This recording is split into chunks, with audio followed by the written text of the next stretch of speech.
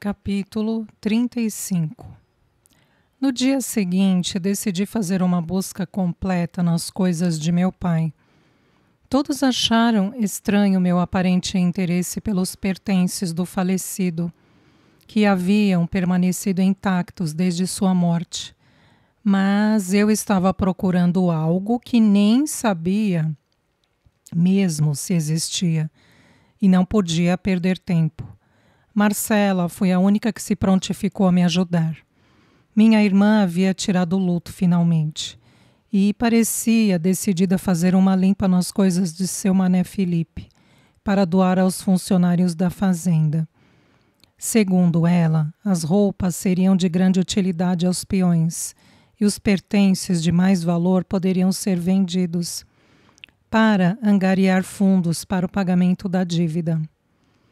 Vamos começar no escritório, que tal? Sugeri. Na verdade, era o único lugar que eu realmente estava interessada em pôr abaixo. Se existia alguma pista, tinha que estar ali. Não sei, Bel, lá não tem muita coisa, porque não começamos pelos armários dele. A mãe me passou as chaves e é mais cômodo para você que ainda está nesta cadeira de rodas. Não vamos precisar descer. Contrariada, decidi ceder para não levantar suspeitas e assim seguimos para o quarto dos meus pais. Iria ser uma tarde maravilhosa remexendo as roupas do defunto. Marcela mal entrou no quarto e já começou a chorar. Não estava com paciência para aguentar aquilo, mas era necessário. Tentei confortá-la com palavras amigas e ela se conteve para começarmos a arrumação, entre aspas. Não sabia que meu pai era um colecionador de velharias e fiquei surpresa em encontrar roupas que deveriam ser da época em que eu era criança. Ajudei Marcela da melhor forma possível a pôr abaixo as pilhas de roupas. E era tanto o pó que comecei a espirrar. Ótimo, pensei. Rinite? Decidiu dizer olá. Não era alérgica, mas tanta poeira junta me fez começar a realmente passar mal. Ai, nossa! Não achei que isso podia juntar tanto pó só de ficar uns meses fechado. Comentou minha irmã jogando um monte de roupas no chão à minha frente. Nem eu, mas deve ser o ar seco, sem chuva e no sítio. O que você queria? Se bobearmos, até a gente fica coberta de poeira. Acabamos rindo da piada e eu já tinha até mesmo deixado de lado a ideia de encontrar pistas, pois decidi aproveitar a tarde com minha irmã. Começamos a conversar sobre nossos namorados. Marcela parecia animada com Bernardo, disse até que ele lhe falou em casamento e que por ela podia ser quando ele quisesse. Estava feliz por minha irmã. Marcela era uma pessoa tão doce e gentil que merecia ser muito feliz. Então ela começou a me especular sobre Lisandro, enquanto dobrava um aglomerado de camisas que pareciam ser de 100 anos atrás. E você, sua danada, nem para me dizer que o dito homem era o Lisandro? Que bela irmã, Anabel! Não pude deixar de rir com a fala dela e então mordisquei os meus lábios. Ainda não acredito, sabe? Eu achava que ele nem me olhava. Sei. Você é linda, Bel. Tem como não olhar? Brincou minha irmã, mas tem uma coisa nisso tudo que chega a ser cômica. E o que é? Perguntei curiosa. Lisandro e Ricardo babando por você. E pior, eles são irmãos. Até parece aquelas coisas de novela onde tem dois homens lindos interessados pela mocinha que fica toda indecisa. A fala de Marcela me deixou desconcertada. Eu não tinha ideia de que eles eram irmãos até aquele fatídico dia do acidente. E depois disso não parei para ficar pensando sobre isso no ângulo pelo qual Marcela o abordava. Tira a parte do indecisa. Não é como se fôssemos um triângulo amoroso. Eu nunca quis nada com Ricardo. Marcela deu uma risada estridente e se sentou na beira da cama. Mas tem que admitir que ele é um pedaço de mau caminho. Meneei a cabeça negativamente após escutar aquilo. Não sabia que minha irmã reparava tanto assim no meu ex-noivo. Olha só, dona Marcela reparando nos predicados alheios. Deixa só o Bernardo ouvir isso, hein? Brinquei pegando uma camisa no monte de roupas jogado ao chão para dobrá-la. Ele é um homem muito charmoso, sim, mas é só isso. Precisava ver a preocupação dele contigo quando ficou em coma. Ele não saía do seu lado. Fiquei surpresa por Marcela mencionar aquilo e me endireitei na cadeira para escutá-la. Sempre nos informava sobre seu estado, se havia melhoras ou não. Quando nos ligaram avisando do acidente, corremos para o hospital e ele já tinha feito os primeiros atendimentos. Tentou nos tranquilizar e disse que ia fazer o possível. Bem, ele realmente fez. Nunca vou poder pagar isso, Marcela. Ele realmente foi um médico brilhante, disse. Mas é só isso. Tratei de emendar para que ela não começasse a tagarelar sobre o assunto. Ambas começamos a rir e Marcela pegou mais uma pilha de roupa para dobrarmos. Aquilo já estava me cansando. Quando minha irmã balançou as roupas para sacudir a poeira, uma foto antiga caiu ao chão e Marcela tratou logo de pegá-la. Fiquei curiosa para saber do que se tratava, pois minha irmã começou a sorrir. Depois de um tempo, estendeu-a para mim e eu a tomei nas mãos rapidamente. Saudade desta época, comentou ela, com a voz embargada de emoção. Observei a foto mais atentamente. Era a nossa família reunida em frente ao casarão. Meu pai usava um chapéu de abas enormes e minha mãe segurava no colo Henrique, que não passava de um bebê. Eu e meus irmãos estávamos na frente deles, com roupas cheias de babados, tínhamos sorrisos nos rostos e parecíamos tão inocentes que também comecei a sorrir. Naquela época, tirar fotografia era um evento inédito. Não havia muitos fotógrafos e eles sempre cobravam bem caro, mas meu pai fez questão de registrar aquele momento, o batizado de seu último filho. Eu era só uma garotinha, a filha mais velha, que adorava brincar com os irmãos, correndo pelos campos e aprontando todas. Olhei para a Marcela antes de dizer, eu também. Depois de encontrarmos a foto, decidimos agilizar as coisas, pois minha irmã queria levar as roupas para o pessoal ainda naquela tarde.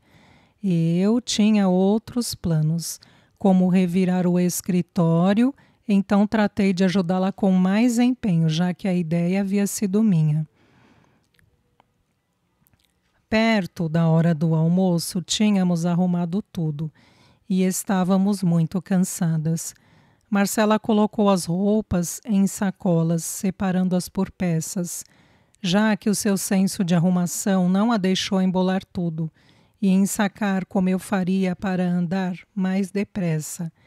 Ela me ajudou a voltar para o meu quarto e disse que iria chamar Henrique para me descer ao andar de baixo. Agradecia e, ao entrar em meu quarto, comecei a pensar sobre como faria para encontrar provas para incriminar Gregório. Tudo parecia tão complexo e distante.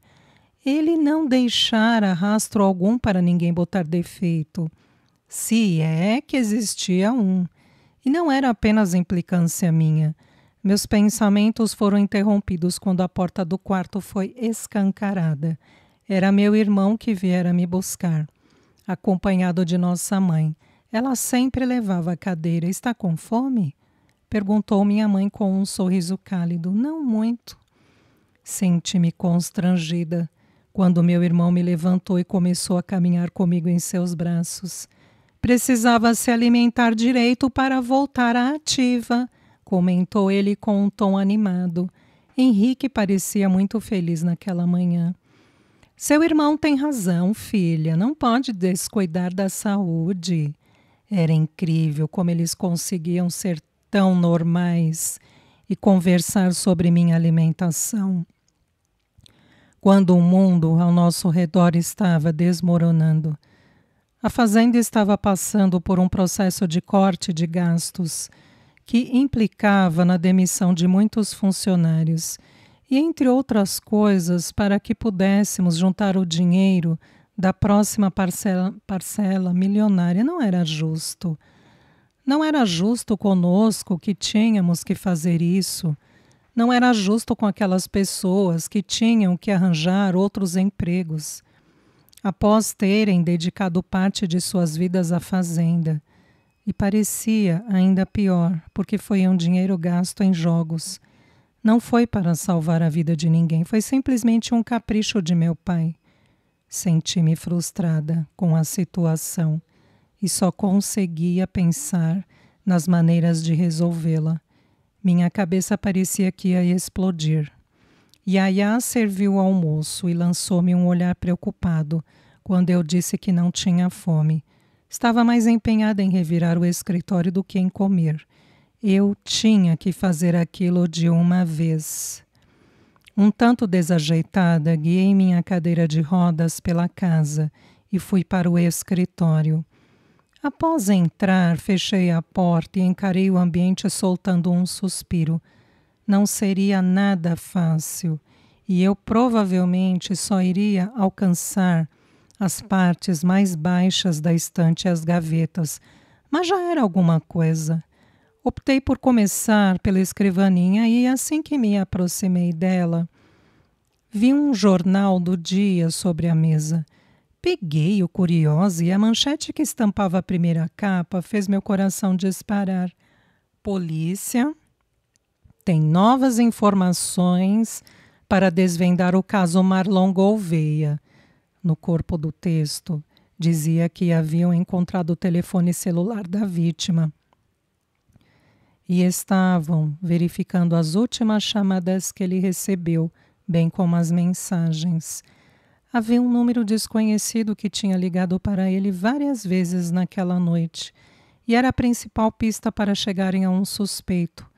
O jornal não dava muitos outros detalhes, mas era o suficiente para me deixar feliz por não terem desistido do caso. Depois de ler aquilo, senti-me até revigorada para voltar a procurar. Eu já tinha olhado metade daquelas coisas quando descobri sobre as dívidas, então teria que procurar em novos locais. Abri a primeira gaveta da escrivaninha e a coloquei no colo, começando a olhar cada papelzinho que estava ali dentro. Não podia deixar passar nada. Depois de mais ou menos umas 2 horas, escutei uma pancadinha na porta que me fez despertar. Neste momento, tinha acabado de encontrar uma pasta cheia de recortes de jornais. Não entendi bem a finalidade deles, mas sei que meu pai os guardava organizado por datas, dentro de plásticos separados. Estavam intactos, e eu gostaria de ver sobre o que falavam. Mas novamente bateram à porta, desta vez mais forte. "Pode entrar", respondi por fim.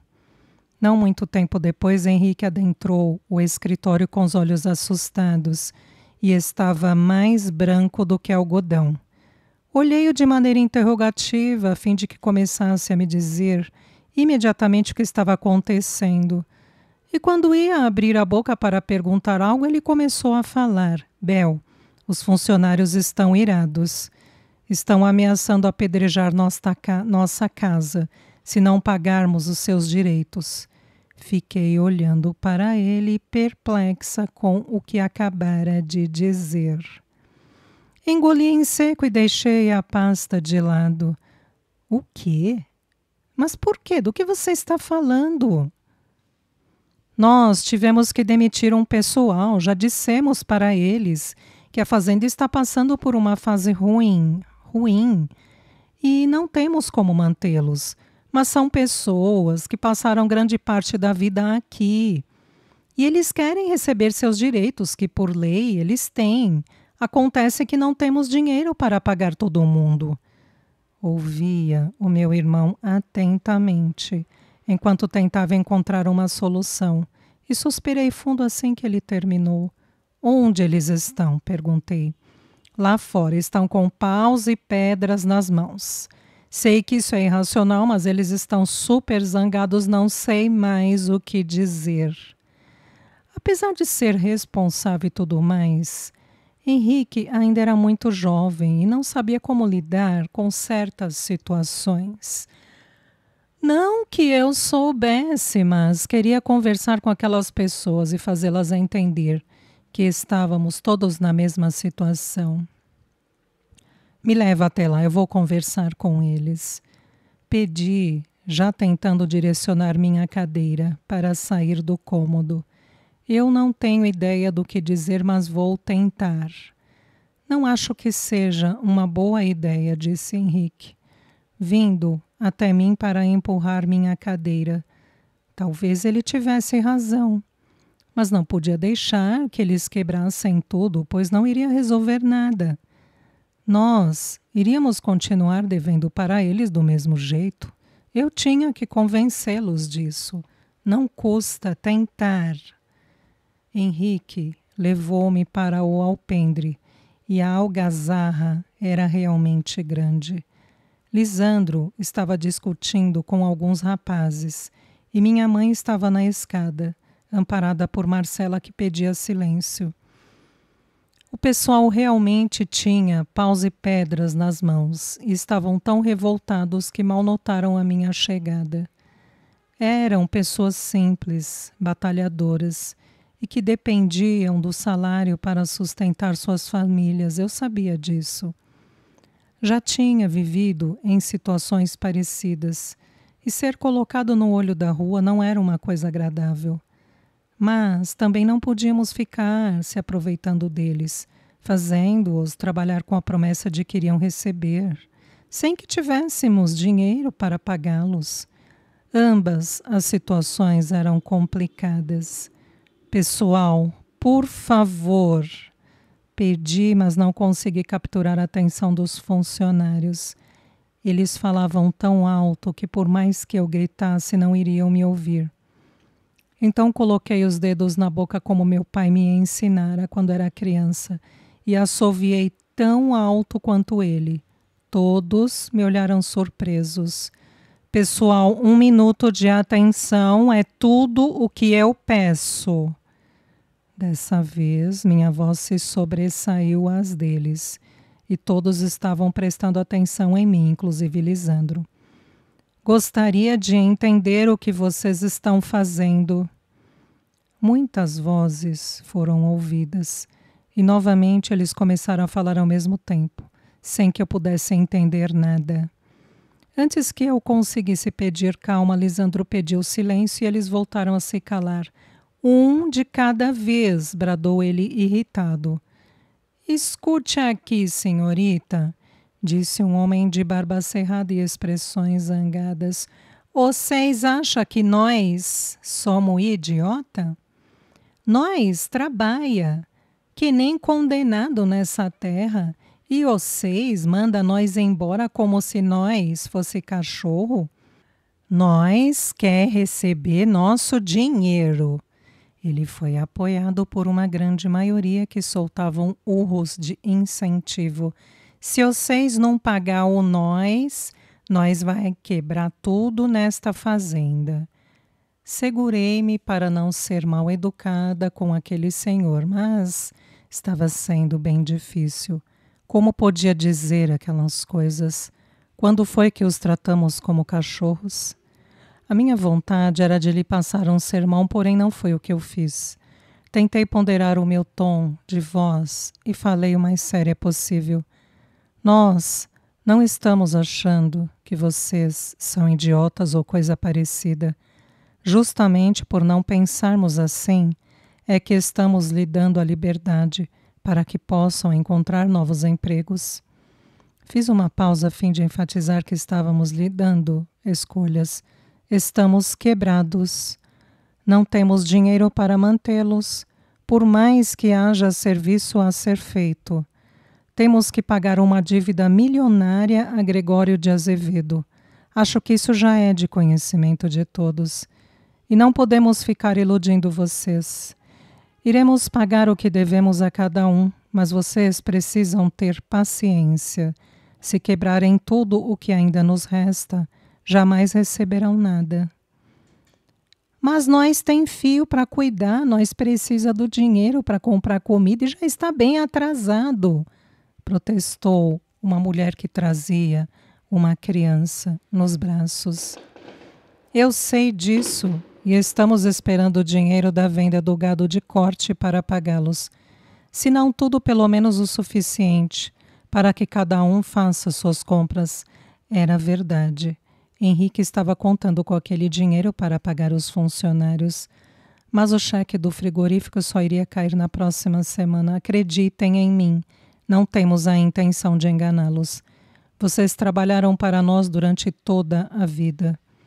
Digam-me quando foi que meu pai deixou-os na mão. Nós só estamos atrasados porque não temos dinheiro. Todos ficaram em silêncio. A figura de meu pai ainda surtia efeito. E eles sabiam que ele tinha sido honesto com todos. Não podiam protestar ao contrário. Quando percebi que ficaram pensativos, esperando por mais alguma explicação, tentei apaziguar a situação com uma ideia completamente absurda que me surgira na hora. O que posso ofertar a vocês é a liberdade para arranjarem outros empregos. Sei que vocês vivem aqui na fazenda e moram nas casas que meu pai lhes cedeu. E não irei tirar este privilégio. Podem continuar onde estão. Respirei fundo. Agora, se decidirem ficar conosco, ainda que nesta crise tremenda, garanto a vocês que iremos lhe pagar assim que possível. Quanto mais rentável a fazenda se tornar, mais rápido isso vai acontecer. E quando não temos dinheiro, enquanto não temos dinheiro, vocês podem abastecer suas casas com mantimentos que iremos doar a vocês. Lisandro olhou-me confuso, mas eu prossegui. Aquilo era verdade. Eu havia verificado antes de sofrer o acidente. E não havia se passado tanto tempo assim, para que todos os mantimentos tivessem se acabado. Sei que temos uma despensa cheia de comida para tratar dos camaradas na época da colheita. O meu pai a abasteceu antes de morrer. E tem muita coisa lá ainda. Podemos ofertá-las a vocês e o que faltar, podem pegar na fazenda como sempre. Então a senhora está dizendo que vão nos pagar em alimento até ter dinheiro vivo? Perguntou um dos rapazes mais jovens. É o que posso lhes ofertar no momento. Estava sendo sincera. Não queria prejudicar aquela gente. Toda a gente que ajudou meu pai no passado a cultivar nossas terras. É melhor que nada, não é, pessoal? Um senhor já de idade avançada intercedeu por mim. Eu não hei de sair desse lugar quase no fim da vida. Aceito a proposta da senhorinha. Senti um alívio tão grande ao ouvi-lo, pois junto com ele muitos outros concordaram com a proposta que eu lhes havia feito e aquilo era maravilhoso. Não pude deixar de sorrir sinceramente. Tudo o que não precisávamos era de um povo revoltado e achando que nós iríamos deixá-los desamparados. Esta nunca foi uma opção. E eu sabia que mesmo que não arranjássemos o dinheiro logo, eles ficariam do nosso lado. Você é pirada, Anabel, exclamou Henrique, passando as mãos nervosamente pelos cabelos. Por quê? Perguntei bastante séria. Não vamos ter dinheiro. Eu aposto que aqueles mantimentos não vão durar tanto tempo assim. Não iriam mesmo durar, mas eu já estava um passo à frente deles. E esperava que até lá tivesse conseguido encontrar a solução para tudo aquilo. Nós vamos dar um jeito, não se preocupe. Tentei transmitir confiança, meu irmão. através do tom de voz, mas era quase impossível aliviar o desespero em sua feição. Não somente na dele, mas de todos os meus familiares. Foi naquele instante em que eu tomei uma decisão e a anunciei a eles sem vacilar. Se for preciso, deixaremos de pagar essa maldita parcela. Mas não vamos deixar os nossos desamparados. Eles precisam do dinheiro muito mais do que aquele crápula. Ele só está fazendo isso porque o seu objetivo é nos ver na lama. Mas não lhe daremos este gostinho. Minha voz demonstrava todo o meu asco por aquele homem. Gregório de Azevedo era a pior pessoa que eu conhecera na minha vida. Se deixarmos de pagar, ele vai recorrer à justiça novamente, já que concordamos com o que foi decidido na audiência, disse Henrique com um tom agoniado. Talvez sim. Pensei comigo mesma, talvez não. Era um risco que eu gostaria de correr. Gregório poderia ter ganhado uma batalha, mas ainda não tinha ganhado a guerra. Isso é o que veremos.